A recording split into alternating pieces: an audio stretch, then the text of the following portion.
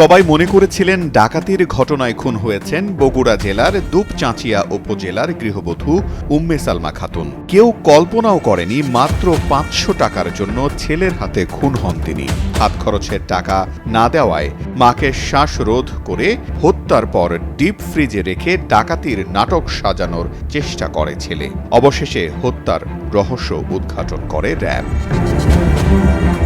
দুপচাঁচিয়া দারুস সুন্নাহ কামিল মাদ্রাসার শিক্ষক আজিজুর রহমানের স্ত্রী উম্মে সালমা নিজ বাড়িতেই খুন হন।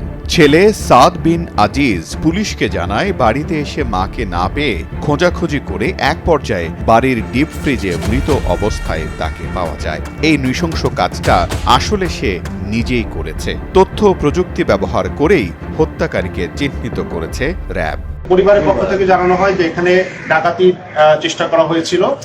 ডাকাতির অংশ হিসেবে গৃহবধূকে বাসায় একা পেয়ে হত্যাকাণ্ড সংঘটিত হয়। পরবর্তীতে এই ঘটনার প্রেক্ষিতে আইন শৃঙ্খলা রক্ষাকারী বাহিনীরা তদন্তে নামে মাঠে। এরই অংশ হিসেবে আমরা গতকালকে বিকাল থেকে এটার পূর্ণ তদন্তে আমরা নামি এবং তদন্তেও করে আমরা দেখতে পাই যে আমরা আসলে তদন্ত করে আমরা দেখি যে যখন আমরা ন্যারো ডাউন করে আসি দেখি যে সিসিটিভি ফুটেজ পর্যালোচনা করে দেখা যায় যে ঘরের ভিতরে বাইরে থেকে বহিরাগত কেউ ঢুকেনি। তখন আমাদের সন্দেহ কেন্দ্রীভূত হয় সে ডিপ ফ্রিজের ভিতর থেকে তার মাকে খুঁজে পায় এবং সবাইকে জানায় যে এই জায়গায় আছে।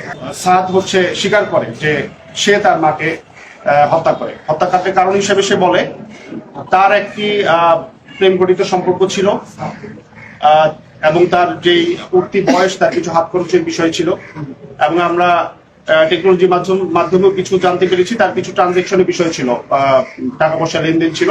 আমরা ধারণা করতেছি এটা হয়তো অনলাইন টুকটাক জোয়া খেলতে পারে।